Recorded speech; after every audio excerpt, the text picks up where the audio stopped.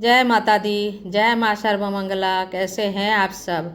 आशा करती हूँ माता रानी की कृपा से आप सभी अच्छे और कुशल मंगल होंगे।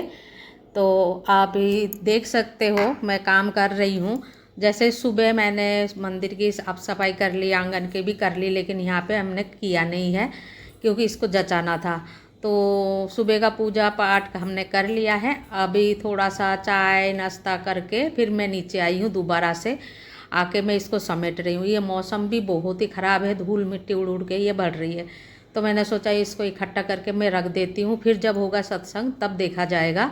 वैसे तो हमारे सत्संग मंडली इतने अच्छे हैं, जाते टाइम बिछा के तो बैठते हैं और जाते टाइम पूरा को सामान को तय करके उसको जचा के जाते हैं। ऐसी बात नहीं है, सब साफ़ सुथरा करके ही जाते हैं।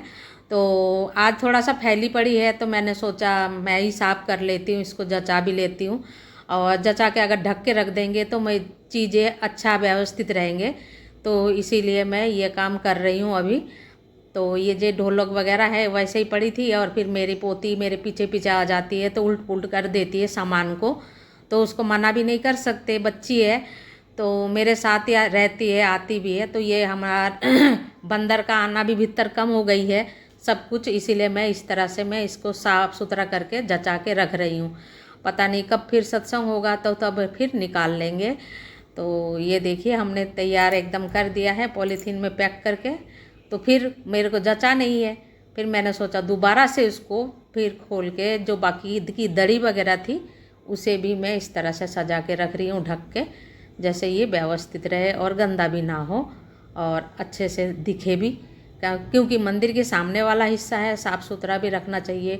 और ये पॉलीथीन जो उड़ के ना चली जाए इसीलिए मैं ये पटरा डाल रही हूँ ऊपर से, जैसे ये हवा से उड़े ना।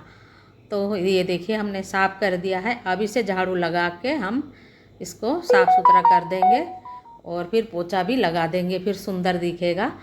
तो ये देखिए हम साफ़ सफाई करने लग गए हैं। अगर इस तरह से साफ़ सफाई करके रखते हैं ना तो सामान को व्यवस्थित करके रखते हैं तो बहुत ही अच्छा लगता है मन को भी। तो आप सबको अच्छा लगे तो लाइक शेयर और सब्सक्राइब ज़रूर कीजिएगा और साथ में सुनिए सत्संग। माता रानी के बहुत ही अच्छे सत्संग हैं तो सुनते रहिए।